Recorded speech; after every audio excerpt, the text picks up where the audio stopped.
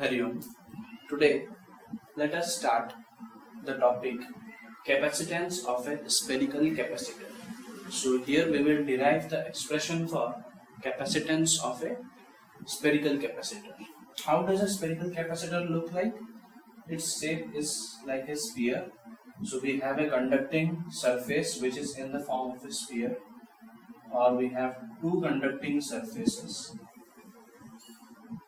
Suppose the radius of the smaller one is A and the larger one is B,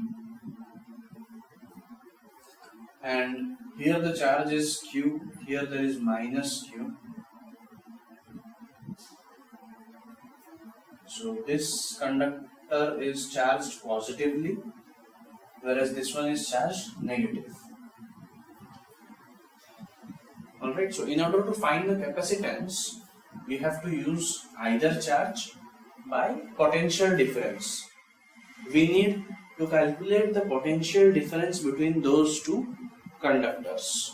So in order to calculate potential difference, we need electric field in this region and the distance. So distance is, if this radius is B and this is A, so the distance is B minus A. So D is known to us. We need to find the electric field in this region. How do we find electric field? Let's use Gauss law. So let us make a Gaussian surface in this region. Why are we considering this region only? Because if you take a point here and you make a Gaussian surface, what is the charge enclosed? 0. So if charge is 0, the electric field here is also 0 by Gauss law. Similarly, if we take a point outside both the surfaces here and you construct a Gaussian surface, then the net charge, the Gauss law says to us that integration of E dot dA is equal to charge enclosed by epsilon naught. So if we make a Gaussian surface like this, then the net charge will be Q minus Q 0. So RHS will become 0. Electric field will also be 0. So in this configuration, electric field is only in the second region or the middle region. So we have to use this. Now at this Gaussian surface, let us consider a small area element whose area vector is pointing radially outwards. Now due to this charge, since it is spherical in nature, electric field lines will also be originating like this. So the direction of E and dA vector, electric field vector and area vector is same. So the angle between them is 0 degree.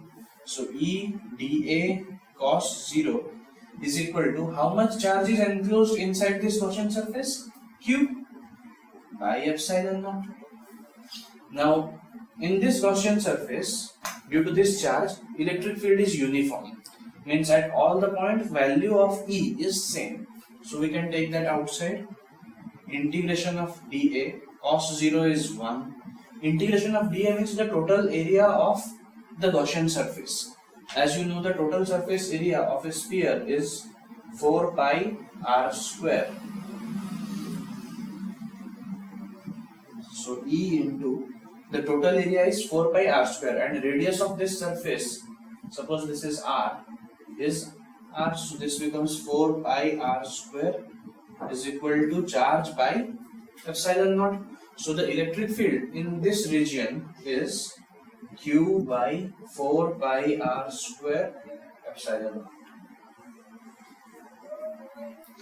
Alright, and once we have got the electric field, from here we can find the potential difference. But as you can see, the electric field depends on R. So if we increase the distance of point from the center, electric field will keep on changing. So electric field is not a constant quantity. So for that, we should not use this formula directly, and we will use from where we had started.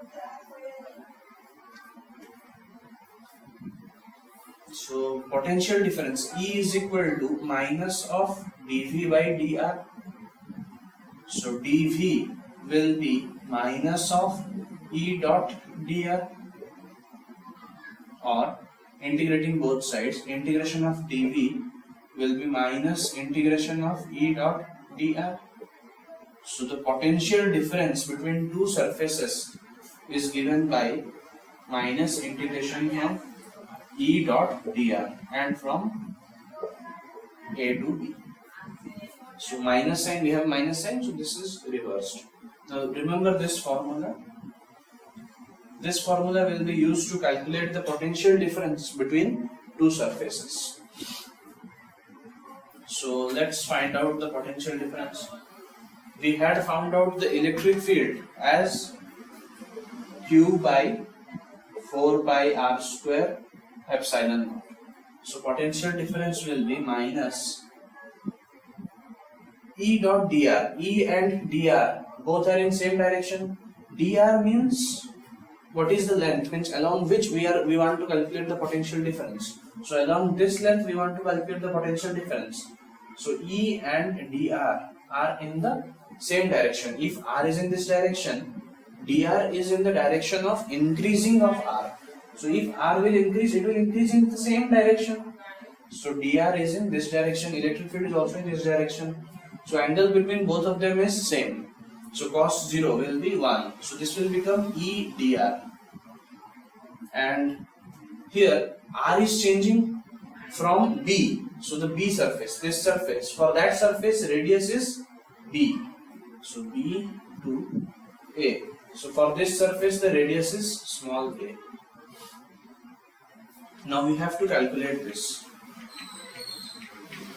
So let us put the value of E. So this will be minus integration from B to A Q by 4 pi epsilon naught r square dr, or minus Q by 4 pi epsilon naught integration of r to the power minus 2 dr from B to A. Now as you know that integration of x to the power n is equal to x to the power n plus 1 by n plus 1. So this will become 4 pi epsilon naught r to the power minus 1 by minus 1. So this minus 1 and this minus sign can be cancelled, and this will become q by 4 pi epsilon naught. This is 1 by r. So first we have to put a. So 1 by a minus 1 by b. Or the value of potential difference between those two surfaces is q by 4 pi epsilon naught b minus a by ab. I've just taken the LCM and simplified. So this is the potential difference. Now in order to calculate the capacitance, it is charge by potential difference. So charge divided by this much. So charge into 4 pi epsilon naught AB by Q B minus A. So Q will cancel. So the capacitance of a spherical capacitor is 4 pi epsilon naught AB by B minus A.